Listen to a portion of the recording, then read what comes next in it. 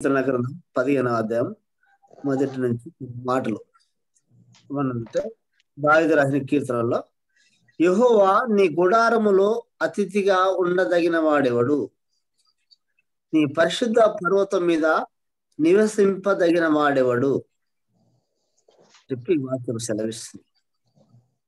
దావీదు మహారాజు కీర్తనలో ఒక కండిషన్ చెప్తున్నాడు. యెహోవా నీ గుడారములో అతిథిగా ఉండాలంటే ఎలాంటి వాడై ఉండాలి? ఇది ఒక క్వశ్చన్ మార్క్ అయి ఉంటుంది. ఈ యొక్క పరిశుద్ధ పర్వతం మీద నివసించాలంటే ఎలాంటి వాడైతే నివసిస్తాడు అని చెప్పి మరి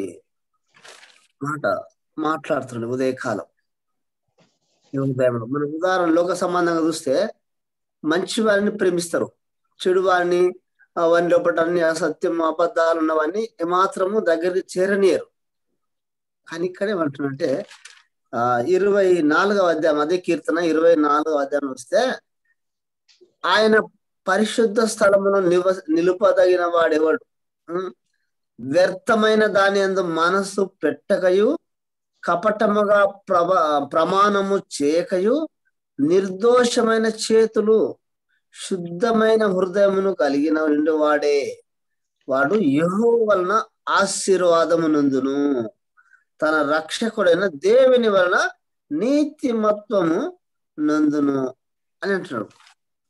నిర్దోషమైన చేతులు శుద్ధమైన హృదయము కలిగిన వాడే ఆయన గుడారములో నివసించుటకు అర్హుడు అని చెప్తున్నాడు. ఆయన గుడారములో నివసించాలంటే శుద్ధమైన మనసు, కపటముగా ప్రమాణము చేయకయు నిర్దోషమైన చేతులను శుద్ధమైన హృదయం కలిగి ఉండేవాడే ఆయన గుడారములో అతిథిగా ఉండడానికి అర్హుడు అని చెప్పంటున్నాడు. మరి ఇంకొక మాట చూస్తే యథార్థమైన ప్రవర్తన కలిగి, యథార్థత, ఎలాంటి కాపటం, ఎలాంటి అసూయ, ఎలాంటి ద్వేషం లేకుండా యథార్థత ఉండాలంటాడు. అంతేకాకుండా నీతిని అనుసరించు. నీతి ముఖ్యంగా మనిషికి కావాల్సింది ఏంటంటే నీతి. నీతి లేని వాడు కోతి కంటే పాడు అని పెద్దల నానుడి. అలాగా నీతిని అనుసరించి నడచాలన్నట్లు. ఎటువంటి ఉపద్రవం వచ్చినను నీతిని విడవగడదు అన్నాడు. యేసేపు కూడా నీతిమంతుడై ఉండి ఆమెను అవమానపరచనులక కపటముగా విడనాడ ఉదయం అని చెప్పి అనుకున్నాడు. కానీ అదే సమయంలో దూత వచ్చి యేసేపు ఆమెను చేర్చుకున్నట్టుకు భయపడకని చెప్పాను. అదే నీతిమంతుడై ఉండాలని చెప్పట్టు. మనకి మాట వస్తే హృదయపూర్వకంగా నిజము పలుకువాడై ఉండాలి. హృదయపూర్వకముగా. కొందరి మాటలు ఎట్లా ఉంటాయంటే వారి పలుకులు తేనె తొలుకులు, కానీ అంతరంగంలో ఏమన్నదంటే కపటం, అసూయ, ఎన్నో రకాలు ఉంటాయి. అట్లా కాకుండా ఏమంటుంది హృదయపూర్వకముగా నిజం పలకాలి. ఎల్లప్పుడూ నిజం పలకాలి. అబద్ధానికి తావు లేదు. ఎందుకంటే మనము పరిశుద్ధ దేవుని స్థానంలో ఆయన మాటలు వినుచు ఆయన వాక్కు ప్రకారం నడిచే వారమై ఉన్నాం. కాబట్టి మనం ఎట్లున్నానంటే మరి హృదయపూర్వకముగా నిజం పలకాలి. Don't lie. ఎప్పుడు అబద్ధం పలకకూడదని చెప్పంటున్నాడు. మళ్ళా 3వ వచనం చూస్తే అట్టి వాడు నాలికతో కొండెములు ఆడడు. నాలికతో కొండెములు ఆడడు. లోక సంబంధమైన కొండెములు, పరిశుద్ధములు, ఊతులు కానీ నానా రకమైన వికారమైన మాటలు కానీ మాట్లాడడు. ఆయన నోరు తెరిచిందంటే పరిశుద్ధమైన వచనం, పరిశుద్ధమైన మాటలు. ఆ మాటలకు ఆకర్షితులు కావాల్సిందే. కానీ నీ మాటలు దయా వినలేకపోతారు, వెళ్ళిపో అనేటోళ్ళు కూడా కొందరు చూస్తూ ఉంటాం మనం ఈ లోకంలో. కానీ ఇక్కడ వాక్యం అంటే హృదయపూర్వకముగా నిజం పలకాలి, యథార్థంగా ప్రవర్తించాలి అని వాక్యం చూస్తుంది. అటు వాడు 4తో కొనను తన చెలికానికి కీడు చేయడు. తన చెలికానికి అంటే స్నేహితుని కానీ లేకపోతే ఎక్కువ సహవాసం చేయడానికి కీడు హాని ఏది చేయని వాడై ఉండాలి. కొందరు లోకంలో చూస్తే పక్కలు ఉండి వానింట్లో తిని వాని చేస్తూ వానికి తిన్నింటి వాసాలు లెక్క పెట్టినట్లు హాని చేస్తున్నారు, కీడు చేస్తున్నారు. వాడు లోపల చేసిన స్నేహం బహిరంగ అందరి ముందు పంచుకుంటారు. అది సరి అనేది కాదు దేవుని దృష్టికి అని చెప్పి మాట తెలియస్తుంది. అయితే కింది వచనం చూస్తే తన పొరుగు వారి మీద నింద మోపడు.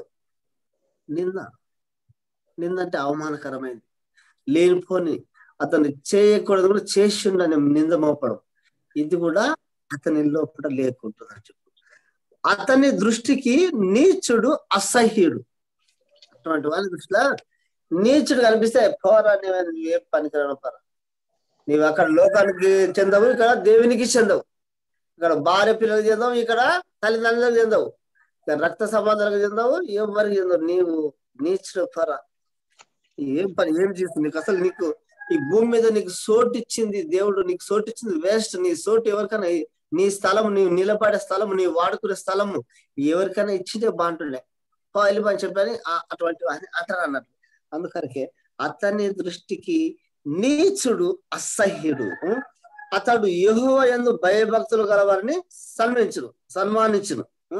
అతని దృష్టికి నీచుడు అసహ్యుడు, అతడు యెహోవా యందు భయభక్తులు గలవారిని సన్మానించినట్టు. వాడు ఏం చేస్తుంటే దేవుని బిడ్డలను గౌరవిస్తారు.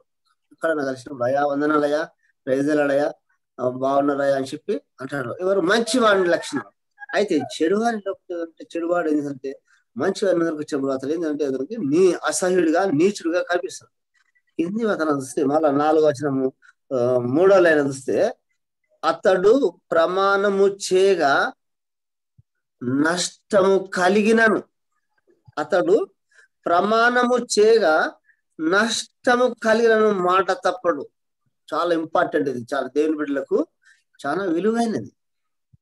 అతడు ప్రమాణము చేయగా నష్టము కలిగినను మాట తప్పడు. ఒక చిన్న మనవి, ఈ పదము వాడకూడదు కానీ వాడవలసి వచ్చింది, ఎందుకంటే అర్థం కాలేదు, దయచేసి ఏమనుకోవద్దు. అయితే ఆ పురాణంలో ఒక వ్యక్తి మాట దానకారుడు అని చెప్పి ఆయన దగ్గరికి వెళితే ఆయన ఏదైనా ఇస్తని చెప్పి ఆనాడు నానుడు ఉన్నదట ఆయన దానకారుడు అని చెప్పి. అయితే ఆయన ఒక వ్యక్తి వెళ్ళి బీదవాడు వెళ్ళి, అయ్యా నాకు కావాలయ్యా, అందరికి దానం చేస్తా ఉంటావు కదా, నాకు కూడా దానం చేయయ్యా అని అంటే, ఏం కోరుకుంటావు కోరుకోయా అని చెప్పాను. అన్నప్పుడు ఏం చేస్తారంటే, నాకేం లేదా పొయ్యిలకు కట్టెలు కావాలన్నంట, పుట్ట పొయ్యిలకు కట్టెలు కావాలనంట. ఓ సింతేనారా, కొందరు వజ్ర వైడూరాలు ధనం ఆస్తి అంతా సర్త నీవేదరా, కట్టెలు కావాలంట, కట్టెలు ఇస్తప్పో అని అంట. అయితే ఏం చేసిండు, బాగా తుఫాను ఉంటే అసలు 2-3 దినాలు వర్షపాతం ఉన్నప్పుడు ఆ దినాన పోయిందంట. ఏం వచ్చినావు అని చెప్పాను. అయ్యా ఆయన ఇస్తావంటి కదా కట్టెలు, ఆ కట్టెల కొరకు వచ్చినాయా. చూస్తే వర్షం తుఫాను, బయటికి రాలేకున్న పరిస్థితిలో ఆయన పోయి ఒట్టి కట్టెలకు పిల్లాన్ని పెళ్లి పెట్టుకున్న కట్టెలకు కావాలి పొయ్యిలకు వచ్చి పడి. అయితే అప్పుడు ఎట్లుంటది పరిస్థితి?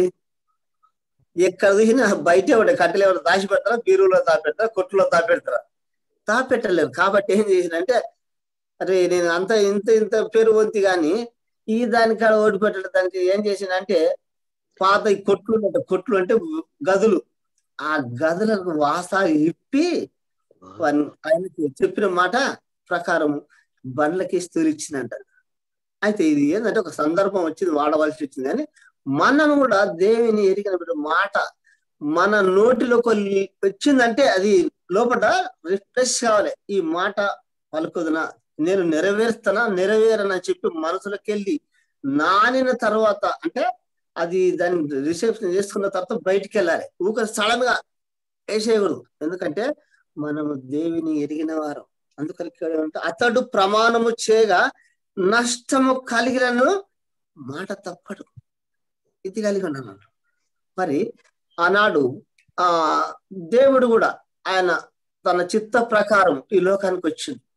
ఒకనొక సందర్భంలో పేతురు పక్క నుండి, ప్రభా ఈ కీడు ఈ దుష్టత్వం నీ వద్దకు రాకూడదు అని చెప్పి పేతురు ప్రభా నిష్క్రిస్తూ అన్నప్పుడు, సాతాను వెళ్ళిపో, నా నుంచి దూరం వెళ్ళిపో అంటాడు. కారణం ఏంటంటే తండ్రి చిత్తము నెరవేర్చటకు ఈ లోకానికి వచ్చిండు.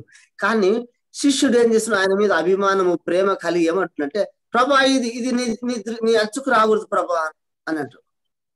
సాతాను వెళ్ళిపోయి వచ్చారు పేతురుతో అంటూ ప్రభా. అయితే చివరి అతను చూస్తే అతడు ప్రమాణం చేయగా నష్టం కలిగిన మాట తప్పడు. 5వ వచనం చూస్తే, తన ద్రవ్యం వడ్డీకి ఇవ్వడు. తన ద్రవ్యము వడ్డీకి ఇవ్వడు. లోక మొత్తము వడ్డీకి ఇస్తుంది. కానీ అది క్రైస్తవునికి తగినది కాదు. నేను కొన్ని చోట్ల జరిగిన సంఘటన చూస్తా. వడ్డీకనే డబ్బులు ఇస్తే ఆ డబ్బులు ఇయ్యకపోతే నానా రకమైన దుర్భాషలు మాట్లాడినప్పుడు ఆ మాటలను జీర్ణించుకోలేక సూసైడ్ చేసుకునే వాళ్ళు ఎందరో ఉన్నారు. కానీ ఏ ఒక్కరు నశించిపోవడం నాకు ఇష్టం లేదని ప్రభువైన యేసుక్రీస్తు సెలవిస్తే మనుషులు ఏం చేస్తున్నారు? ఈ లోక సంబంధమైన డబ్బును వారికి ఇచ్చి వారి నానా రకమైన బాధలు పెడుతూ, హింసలు పెడుతూ, మాటలు నీచకరమైన మాటలు మాట్లాడుతూ వారి ముఖాన్ని బయటకు చూపించుకోలేక సూసైడ్ చేసుకుంటారు. అనేది దేవుని దృష్టికి సరైనది కాదు. ఒక ఆత్మను మనం తీసేసినట్టు అవుతుంది. కానీ మనం హత్య చేసినట్టు, ఒక రకంగా చెప్పాలంటే హత్య చేసినట్లయితే. అందుకొరకు ఈ డబ్బు విషయంలో వచ్చేటప్పుడు ఏంటంటే మనుషులకు అందరూ వేరుగా అవుతారు. అందుకొరకే మన ప్రభువైన యేసుక్రీస్తు సందర్భం ఏమంటే మీరు సిరికిని స్త్రీకిని దాసులు కాకూడదు అన్నాడు. సిరి ప్లస్ స్త్రీ ఈ రెండు మనిషిని పట్టి ఈ లోకాన్ని ఏలుతున్నాయి. మనం క్రైస్తవులైన వారు దీన్ని పట్టుకున్నాను, దీన్ని ఇడిచేయాలి. అసలు దీన్ని పట్టుకునకుండా, ఎందుకంటే మెయిన్ పార్ట్స్ సాతానుకున్న పార్ట్స్ ఆయుధం, బలమైన ఆయుధము ఈ రెండే అన్నట్టు. దీన్ని జయించిన వాడు మరి దేవునికి దగ్గరగా సమీపం అని చెప్పాడు. అయితే ఇక్కడ ఏమన్నంటే తన ద్రవ్యమును వడ్డీకి కాదా ఇస్తా, కానీ పలానాడు ఇస్తా అని చెప్పాను, నాకు వడ్డీకి ఇట్లా ఏం అవసరం లేదు, ఇచ్చేస్తా అని చెప్పాను. అది శ్రేష్టమైన మాట. కానీ ఎంత ఇస్తావు? 100కి 5 ఇస్తావా, 3 ఇస్తావా, 5 ఇస్తావు? ఇప్పుడు ఫైనాన్స్ రూపంలో కూడా చాలా మంది కడుతుంటారు. కానీ ఇది రకంగా చూస్తే వాళ్ళకు మేలు ఉంటది.